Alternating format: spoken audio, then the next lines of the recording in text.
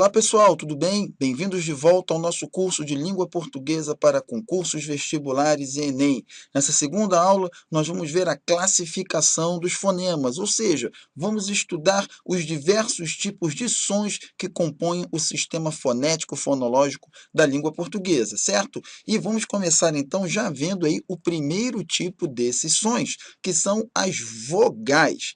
Vogais são sons produzidos sem obstáculo à passagem de ar, né, do aparelho fonador, ou seja, as vogais são sons produzidos com o ar saindo dos pulmões até a boca sem nenhum tipo de interrupção. É por isso que as vogais podem ser pronunciadas em isolado, ok? Podendo elas sozinhas constituírem uma sílaba. Reparem que aqui eu estou falando, pessoal, das vogais sons. Não vamos confundir com as vogais letras. E aí eu já lembro vocês da nossa regra de ouro da fonética e fonologia. Jamais confunda som e letra, fonema com letra. Com isso na cabeça fica fácil de entender que eu estou falando aqui dos sons vogais, certo? Aqueles sons que são produzidos sem interrupção a passagem da corrente de ar. Esses sons vogais podem ser orais, que são aqueles sons em que o ar sai todo pela boca, e aí você tem capa, bola, carro, pele, chuchu e pipa, por exemplo, que formam os sons orais, e temos os sons nasais, que são aqueles que vão ser produzidos com o ar saindo ligeiramente pelas fossas nasais, ou seja, pelos nossos narizes, como em campo, irmã, cinto, bumbo, pente, bomba e etc. Ok? Uma maneira facinha aí de a gente reconhecer a diferença entre sons orais e sons nasais é alternar a pronúncia de palavras como capo e campo. Repare a diferença aí no som representado pela letra A, aqui em capo, e o som representado pelas letras AM aqui em campo. Você tem a, e esse o som sai um pouquinho ali pelas suas fossas nasais. O mesmo acontece com seta e senta, lida e linda, boba e bomba, mudo e mundo. E aí a gente tem os dois tipos de vogais, as vogais orais e as vogais nasais. Na língua portuguesa, existem 5 vogais letras, como eu falei, existem 5 letras que representam sons vocálicos. São as minúsculas aqui e as maiúsculas aqui. Mas o total de sons vocálicos em português é em número de 12, certo? Você tem 12 fonemas orais, certo? Que são o A, o E, o E, o I, o O, o O e o U. E tem os sons nasais, an, en, in, on, ok? Para representar esses 12 fonemas, nós usamos, além dos caracteres fonéticos aqui entre barras, essas vogais, letras aqui, mas não podem confundir jamais os 12 sons vocálicos, fonemas vogais, com as 5 letras vogais que representam esses sons na escrita. Fiquem de olhos vivos, bem ligados nesse aspecto. Já o outro tipo de fonema existente em português são as consoantes. Consoantes são sons produzidos com obstáculo à passagem à corrente de ar.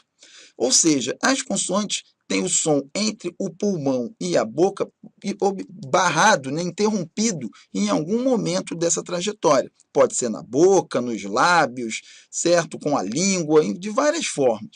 As consoantes não podem jamais, em português, constituírem ela mesma uma sílaba, porque elas só podem ser pronunciadas juntos com uma vogal. E é por isso que elas têm esse nome de consoantes, elas consoam, soam juntos. Nesse caso, vão soar juntas de uma vogal.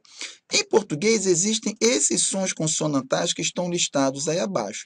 Nós temos o som B, de bato e cabo, o S, de cedo e cento, o D, de dado ou dizer, o F, de faca e bife, o G, de gato e gangue, o J, de jato e tigela, o Q, de casa ou quilo, o L, de lata e tela, o LH, de ilha e palha, o M, de machado e tema, o N, de nata e cinema, o nhã de ninho e farinha, o pã de pato e capo, o rã de caro e farol, o rã de carro e roupa, o T de tapa ou peteca, o vã de vaca e levar, o xã de cheiro e xícara e o zã de zebra, azar e mesa. Fiquem de olho aqui, gente, nos fonemas que podem ser representados por mais de uma letra. Reparem que os fonemas J, aqui ele pode ser representado pelo J ou pelo G, certo? Da mesma forma, o C pode ser pelo C ou pelo dígrafo QU. Aqui nós vamos estudar dígrafo na nossa próxima aula, ok? Olho também aqui, ó, no LH de ilha e palha, também representados por dígrafos, certo? Nhã de ninho, farinha, ok? O dígrafo NH aqui representa um único fonema, certo? Fiquem de olho nos fonemas que podem ser representados por mais de uma letra, lá como o S em cedo e cento, ok? O próprio X, que pode ser pelo CH e pelo X, como em cheiro e xícara, certo? O Z de zebra, né, que pode ser pelo Z ou pelo S. Fiquem bem atentos a essas correlações entre sons e letras. Fiquem de olho em que som está sendo representado por uma letra numa determinada palavra, certo? Com isso em mente, não vai ser difícil matar as questões de fonética e fonologia nos exames Brasil afora. Prosseguindo na aula, nós temos essa dica aí, ó lá. Preste atenção na correta forma de transcrever foneticamente as palavras, para não se confundir nem na contagem de fonemas e letras, que é o aspecto mais cobrado de fonética e fonologia nos concursos, nem no som que está sendo representado. Muitas vezes as questões fazem perguntas do tipo: que som está sendo representado por tal letra, né? E aí você tem que conhecer, né, estudando aqui a tabelinha consonantal e também a tabelinha das vogais, qual som está sendo representado naquele momento. Esse é o grande barato aí nas questões envolvendo fonética e fonologia. Okay? Existe um terceiro tipo de fonema, que são as semivogais. Semivogais são fonemas vogais, porque elas são produzidas como vogais, ou seja, sem obstáculo à passagem à corrente de ar. Mas tem função de consoante, porque elas aparecem acompanhando uma vogal nas sílabas. Ok? Isso faz com que elas sejam pronunciadas de forma mais fraca e com menor intensidade. Ok? Então, em português, existem duas semivogais. Existe a semivogal I, como em cai, está aqui uma semivogal, certo? Uruguai, né? Está aqui, ó, semivogal. E mãe, está aqui, ó, outra semivogal. Qual é a dica aqui, pessoal? Repare que as semivogais vão estar sempre acompanhando uma vogal na mesma sílaba. Elas jamais vão construir uma sílaba sozinha. E muitas vezes está sendo representado por letras diferentes. Repare que aqui eu tenho o som I, representado pelo I aqui, mas aqui ele está representado pela letra E, certo? Você tem mãe, né? Pronuncia isso aqui como um I nasal. E está acompanhando uma vogal nasal na mesma sílaba. Por isso que vai ser uma semivogal. A outra semivogal é o som U, que aparece em mal, por exemplo, em igual, por exemplo, e em mão, por exemplo. Mais uma vez, fiquem de olho para a representação gráfica dessa semivogal. Ela pode ser representada pela letra U, pela letra L, pela letra O.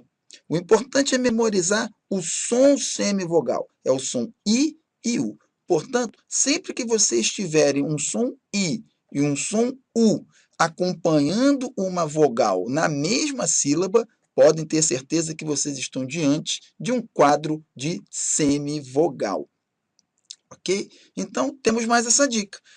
Repare que na transcrição das semivogais, nem sempre uma vogal letra representa um som vocálico. Ela pode representar também uma semivogal. Veja aqui, então, que onde eu grifei aqui em amarelinho, eu tenho uma vogal letra, mas está representando um som semivogal. E eu posso ter uma letra consoante, ó, como é o caso aqui do L, ok? Representando um som semivocálico. Ok? Então, olho vivo nisso daí, para não confundir também nas questões de fonética e fonologia que caírem nas provas de concursos e exames Brasil afora.